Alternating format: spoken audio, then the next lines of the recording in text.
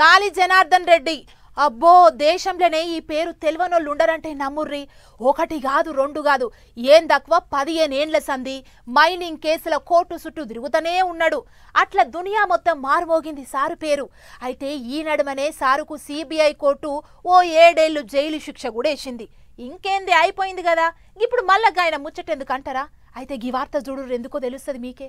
Karnataka MLA గాలి జనార్దన్ రెడ్డి సార్కు bail ఇచ్చింది తెలంగాణ పెద్ద కోర్టు. ఓబులాపురం మైనింగ్ కేసులో ఓ 15 ఏండ్ల సంది కోర్టు చుట్టూ తిరుగుతూనే ఉన్నాడు సారు.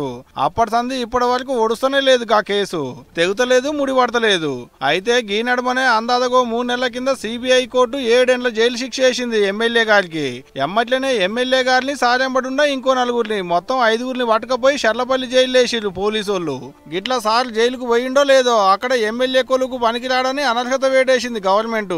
కర్ణాటక రాష్ట్రం బళ్ళారిలో ఎమ్మెల్యే ఇప్పుడు సారు.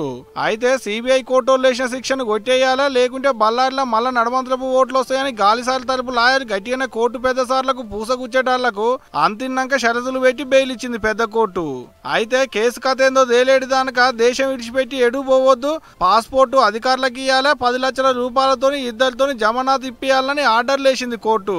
అంటే ఇప్పుడు సిబిఐ కోర్టు వేసిన 7 ఏండ్ల జైలు శిక్ష ఆగిపోయినట్టు అయిందన్నట్టు. అంతేకాదు, షర్లపల్లి జైలుకించి బయటకు వచ్చిండు కూడా.